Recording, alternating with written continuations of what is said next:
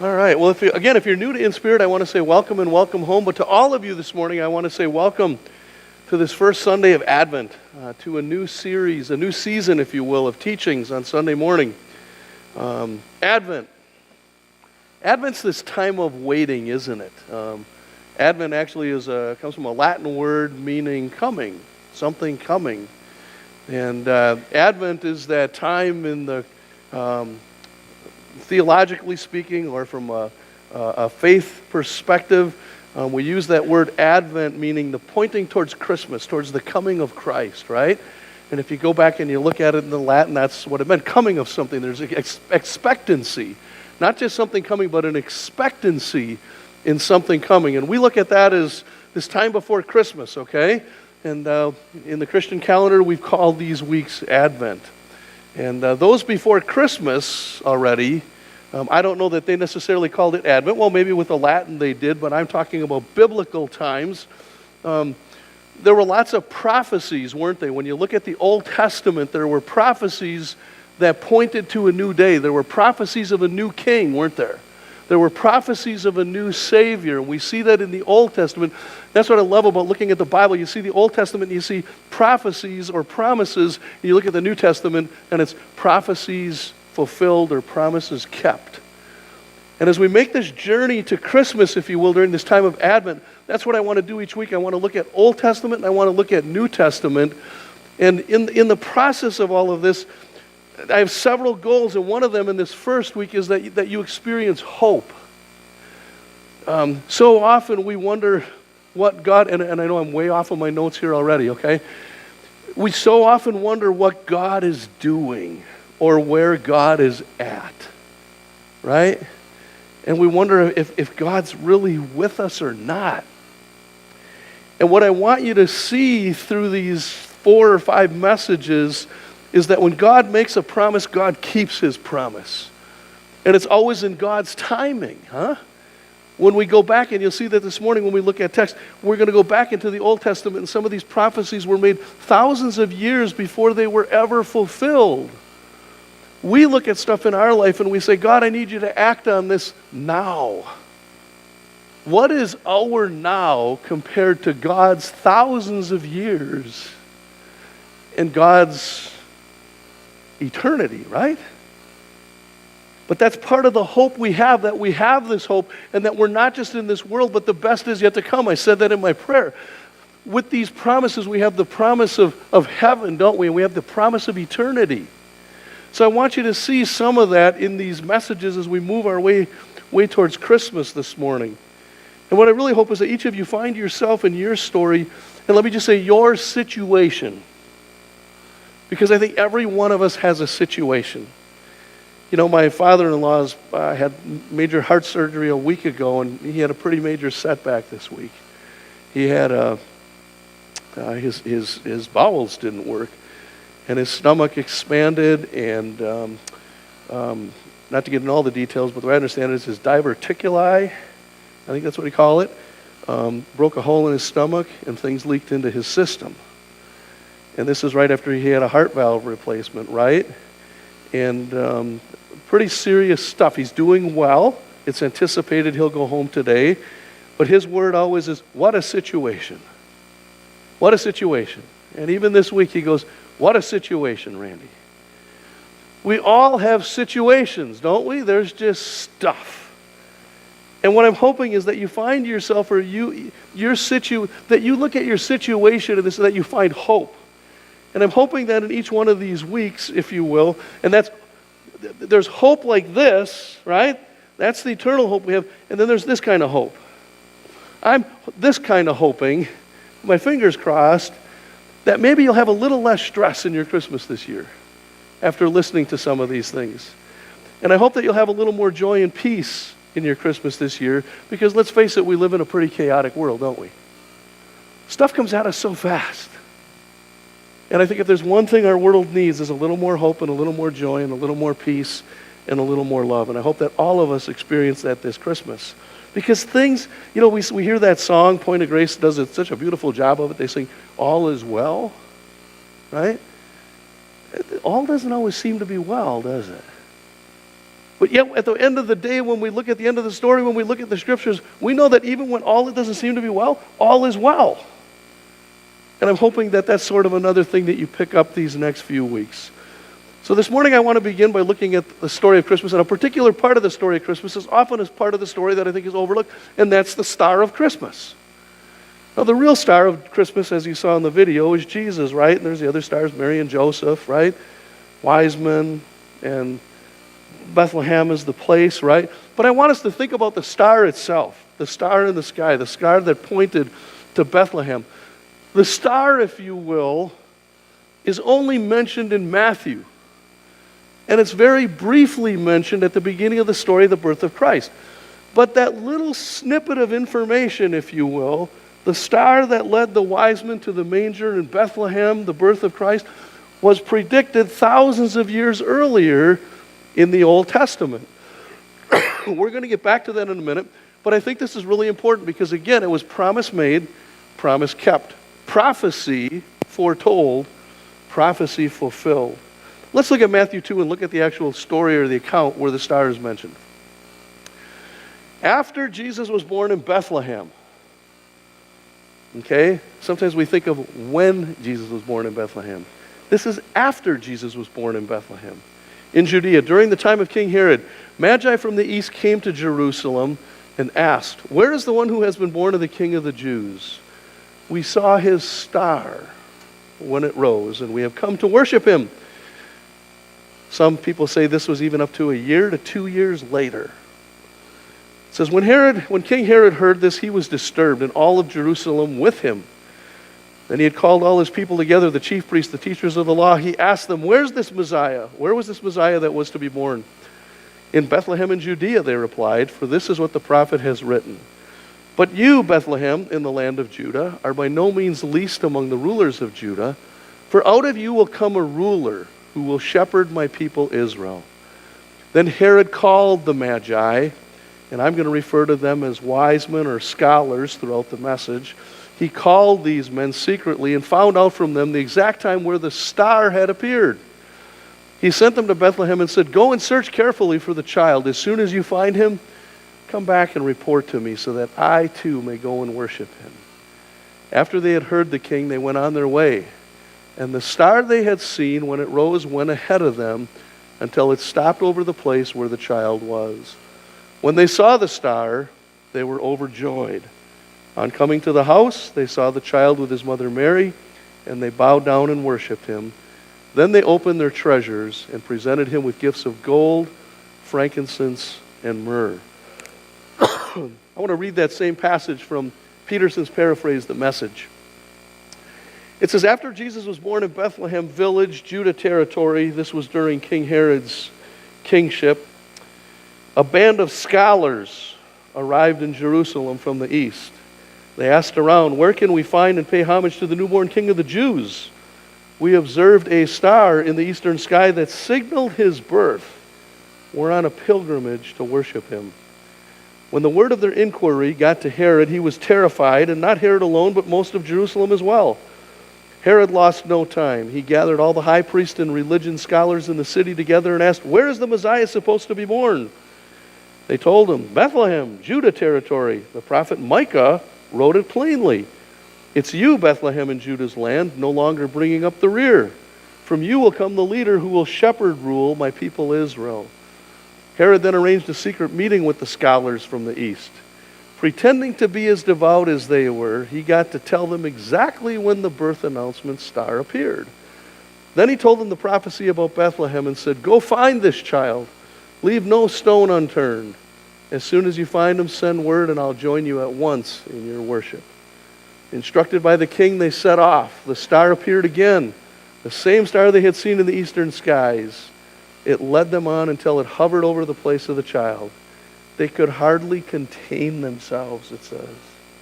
They were in the right place. They had arrived at the right time. There's a lot there.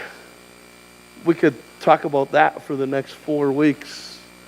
But I want you to think about these scholars, if you will. We don't know a lot about them. There's different theories or different perspectives on who they were. But what I want you to see this morning is that they were on a pilgrimage. They were on a journey. They had hopes. These people had hopes. The fact is, they were waiting and journeying to find Jesus. The fact is, they believed. They believed something was going to happen, and they saw something happening. They seen God at work when they saw the star. They saw something moving, and there was an expectant movement in their journey towards finding out what was going on. I think they knew the prophecy of the Messiah. Because way back, again, I say if you go back to the Old Testament, 1,400 years earlier, if you look at Numbers chapter 24, the prophecy of Balaam, here's what it says. And I think these wise men, they knew the Old Testament scriptures. They knew the prophecies. Like I said, 1,400 years earlier, it says, I see him, but not here and now. That's kind of an expectant thing, isn't it? I see him, but I can't see him. I see him, I know it's coming, but he's not here, it's not now. I perceive him, but it's far off in the distant future. And then it says, a star will rise from Jacob. We forget about the star, but the star is part of the prophecy and the promise. A star will rise from Jacob, a scepter will emerge from Israel. You have to understand part of the Old Testament culture because back in those days, a star was a symbol for a king. Now, I don't know when the last time was that you looked up at the stars and you thought about a king, but back in those days, when there was a star or a bright star, there was an association or an assimilation with a king. And they're thinking about this star with a king, and they're looking back and they're putting together the prophecy of a star which led to a king. I think they got it. The lights went on, so to speak, for them. But why were they looking for this light? Why were these wise men, why would you travel cross country through desert, through cold, through day and night? When you were a scholar, maybe they had good jobs back in their country. They obviously came and they had treasures that they brought, right? Which is another whole story.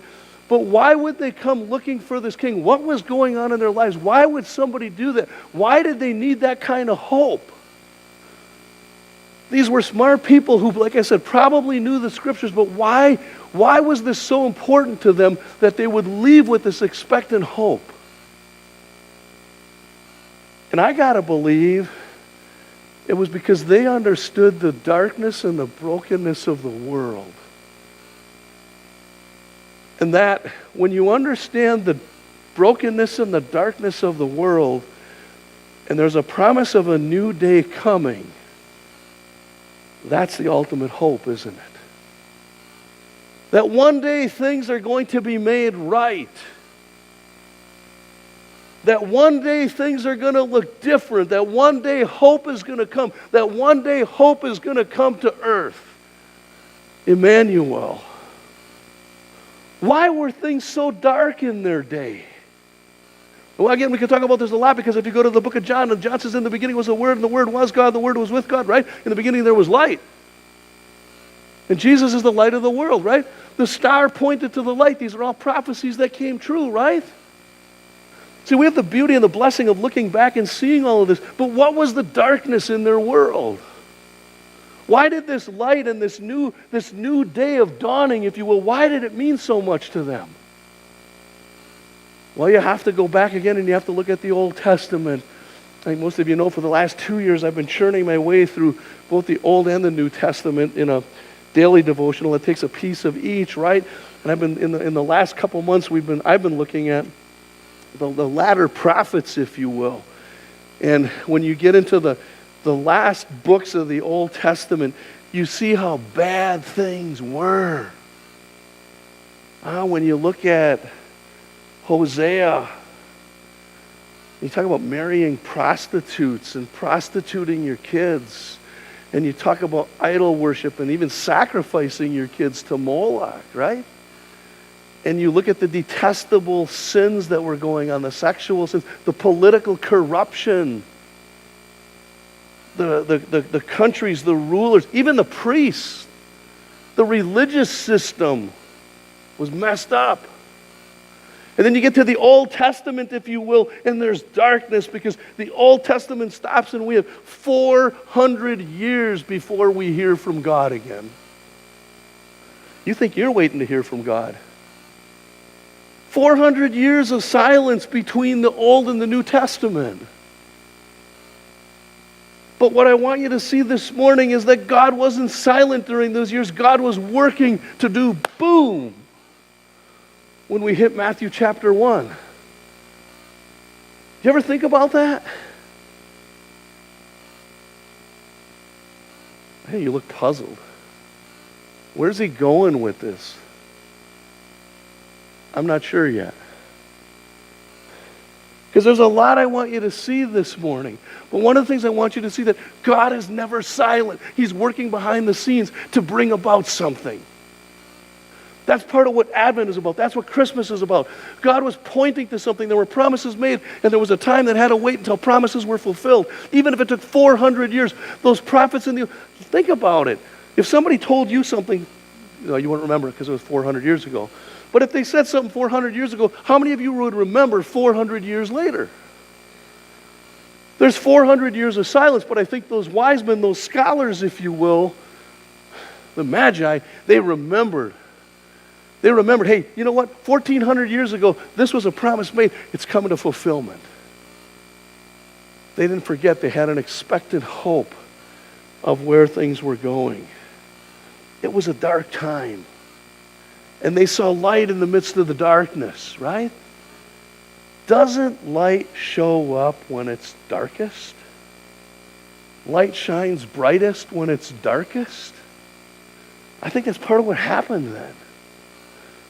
As I put this together this week and thought about it and prayed about it and looked at it again in my office this morning, I thought, isn't that kind of where we find ourselves today, sitting here? In kind of a dark world? There's just a lot of darkness in this world. Maybe especially at Christmas, we look for light. Because Christmas, it's sad. While it's a time of joy, it can be a sad time. Because it often seems cloudy or even dark, and I'm not talking about the weather forecast. I'm talking about the financial struggles that Christmas can bring. I'm talking about dysfunctional relationships, family relationships. I talked about that Wednesday night. You know that person that comes to your gathering, or that person who you haven't seen, the person who's got tension and issues, situations, right? Christmas can sometimes bring out darkness. And I have to bring this up, as difficult as it is, but what about the empty chair this Christmas? A time of joy, and there's an empty chair because someone passed so unexpectedly. It doesn't bring a lot of joy into our Christmases. And then there's all of the expectations. I love what Piper said. Christmas is about presents. She's right. North American Christmas is about presents, right? But what if you don't get what you want?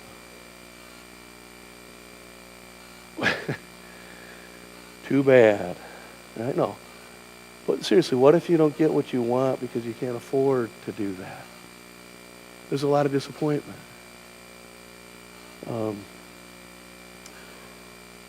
This past week I had conversation with someone on Wednesday, and I said, "Are you going to celebrate Thanksgiving?" And this person said, "No, not this year." And I said, "Really?" I said, "Well, why not?" And he said, "There's just no money to celebrate Thanksgiving. Things are that bad." And this was in Honduras. That we're not going to celebrate it this year. What a disappointment. Holidays can be a time for joy, but it can also be a time for disappointment, isn't it? And then you sit down and you eat your turkey and you're stuffed and you're like, there's just some things in this world that aren't right, aren't they? There's just some things that aren't right. There's just a lot of brokenness in this world. But back to these scholars, if you will, back to these wise men, back to the prophecies. They knew what they were waiting for. There was, theologians, often call this the already but not yet. There's the already but not yet. It's like they were on the verge of something big. They were expecting something, right? They will go back to the Old Testament. Look at a couple of these texts. They knew what they were looking for. Isaiah chapter 8 says this, look to God's instructions and teachings. People who contradicted his word are completely in the dark. Didn't I say there was darkness? They will go from one place to another, weary and hungry. And because they are hungry, they will rage and curse their king and their God. They will look up to heaven and down at the earth, but wherever they look, there will be trouble and anguish and deep despair. Doesn't sound like a lot's changed since then. They will be thrown out into the darkness. Chapter 9, verse 1 says this, hope in the Messiah. I, nevertheless, that time of darkness and despair will not go on forever. The land of Zebulun and Naphtali will be humbled, but there will be a time in the future when Galilee of the Gentiles, which lies along the road that runs between the Jordan and the sea, will be filled with glory. The people who walk in darkness will see a great light. For those who live in the land of deep darkness, a light will shine. They had hope. The scholars had hope. The people of the day had hope because a new day had come. Well, what does that mean for us? People living in the New Testament or even beyond the New Testament. What does it mean to live as people of hope when there's often a lot of darkness around us? Let me suggest 3 things this morning. Number 1 is acknowledge the darkness. Just acknowledge the darkness. Acknowledge the fact that we live in a broken world, don't we? The Calvin Seminary president, when I was there at the time, was Neil Plantinga. Neil Plantinga wrote a book. It was called It's Not the Way It's Supposed to Be. Not the way it's supposed to be. There's just a lot of darkness. Not everyone believes, do they? Go back and look at John chapter 1. And this shouldn't surprise us because John, after Jesus was born, or at the time Jesus was born, John in the Gospel of John tells us this. He says, in the beginning was the Word. The Word already existed. The Word was with God, and the Word was God. He existed in the beginning with God. God created everything through him, and nothing was created except through him. The Word gave life to everything that was created, and his life brought light to everyone. The light shines in the darkness, and the darkness can never extinguish it. God sent a man, John the Baptist, to tell about the light so that everyone might believe because of his testimony. John himself was not the light. He was simply a witness to tell about the light. The one who is the true light, who gives light to everyone, was coming into the world. And then listen to this. It says, he came into the very world he created, but the world did not recognize him. He came to his own people, and they rejected him. Who crucified Christ? His own people, right? The religious, the person who came to the light to take the light out of the darkness from the world. It's the darkness that killed him. It says, but to all who believed him and accepted him, he gave them the right to become children of God. Go back home and read this. It's rich. And what he's saying is, some people got it and some people didn't get it, and it's the same today. Some people get it and some people don't get it. But no matter whether they get it or not, God gave them the right to become children of God. Come out of the darkness and come into the light.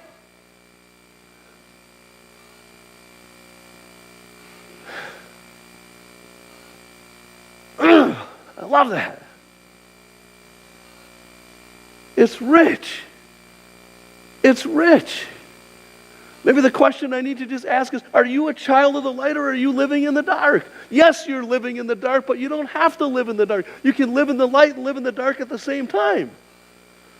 Because the light isn't going to go away until we finally get to heaven and we experience God's eternal light. But there's just darkness in our world, isn't there? Well, if light shines brightest in the darkness, then what are you and I supposed to do as children of light in a dark world? We're supposed to bring the light. See, if we don't understand the darkness of the world, we're not going to be too motivated to bring light to it, are we? And none of this is in my notes, I'm sorry. Acknowledge the darkness. Acknowledge the fact that we live in a broken world. Things are not the way they're supposed to be, and I wish I could change that, but I can't. But my hope isn't in this world. My hope is in the world to come. My hope is in Jesus Christ.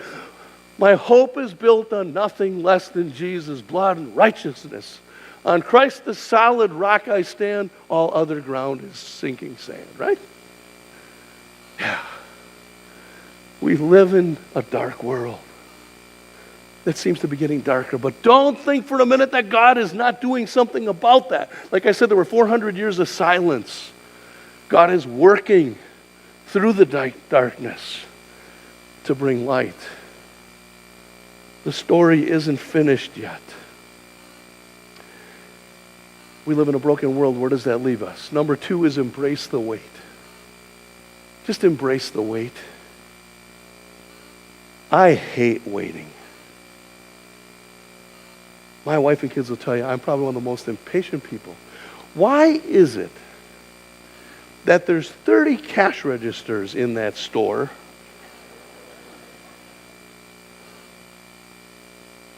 maybe 4 of them have cashiers at them, 10 of them are self-check? I don't like self-check because it's impersonal. If I'm going to spend my money, I at least want you to say thank you. And there's a line of 30 people to get through that line. And there's an express lane of the 4 that are open that says 20 items or less. And the person in front of me has 40. And it's the slowest cashier they have. I hate waiting. I said embrace the wait. There's a difference between waiting and journeying. Right? Shepler's Ferry that goes to Mackinac Island had signs up for the last couple of years. It says, how'd that go? The ride is half the fun of getting there, or something like this. Half the fun of getting there. And I thought, that's right. We're on a journey. If we're waiting, we're standing still, right? Embrace the wait, but know that you're journeying. You know, we're marching to Zion, right? Some of you know that song, right? We're marching. We're moving. We're not standing still. We got to embrace that wait. We've got to embrace that already, but not yet. We can't just stand still. I mean, aren't there some days when you get up and say, Lord, today would be a good day? But we've got to keep moving. It's a journey.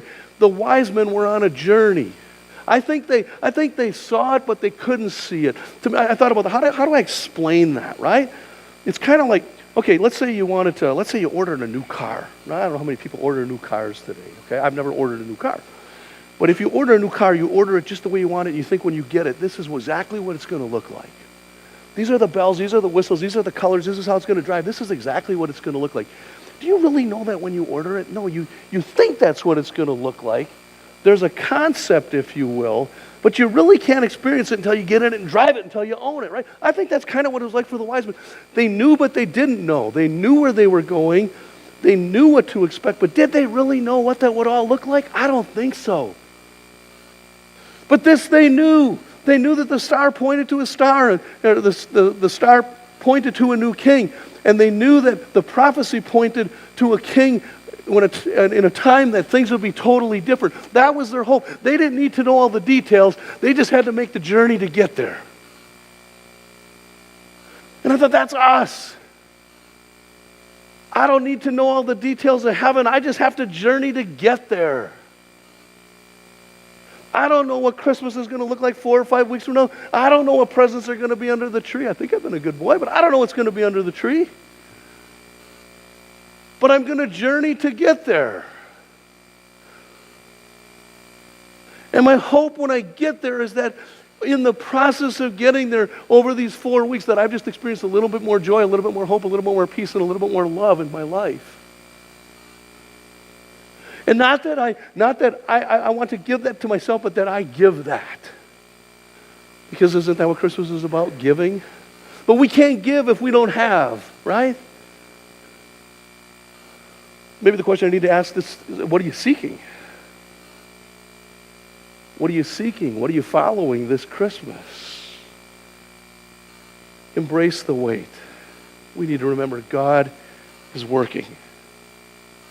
This is hard, but it's true. Romans 8:28 says that all things work to the good of those who love the Lord. And we've got to trust that. What is ahead when we look at the wait? Revelation 7, verse 9. It says, after this I saw a vast crowd, too great to count, from every nation and tribe, the people and language, standing in front of the throne and before the Lamb. They were clothed in white robes, and they held palm branches in their hand. In Gene's obituary, it says, he loved beaches, sand, and palm trees. Palm trees in their hands. Huh? It's going to be like Florida all the time. I hope not.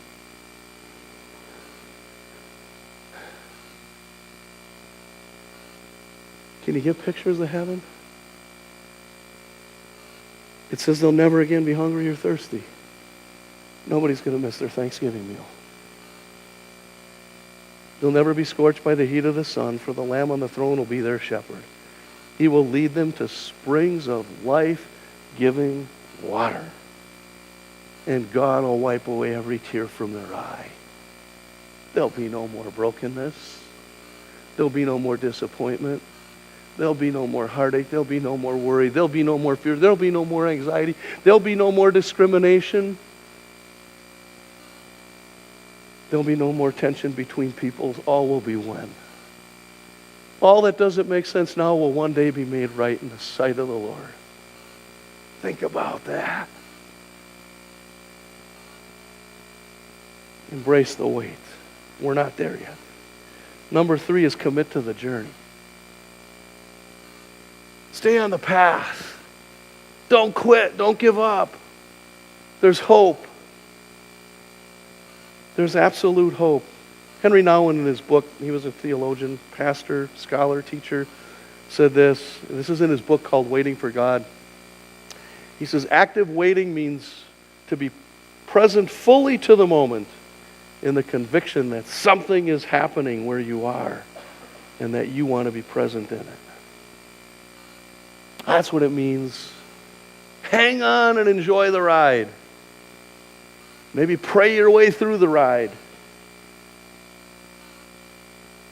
If you're at the end of your rope, tie a knot and hang on. What does all of this mean? As we move towards Christmas, a journey of emotions and feelings, experiences, joy, disappointment, right? Celebrations and times of grieving. No matter what you're dealing with, what you're down about, when you acknowledge the darkness, embrace the wait. Know that God is moving. God hasn't abandoned you. God is moving. The star and the birth prove that He's faithful to all His promises. And keep journeying, because Advent isn't just a time to get ready for Christmas. Don't miss this. Advent isn't a time it is a time to get ready for Christmas, but it's much more than that. Advent is a time to prepare our hearts for eternity. Did you get that? Advent's a time to do self-examination and say, what are we following? Where is our hope? What are we working for in this world? What are we working towards? What are we journeying towards?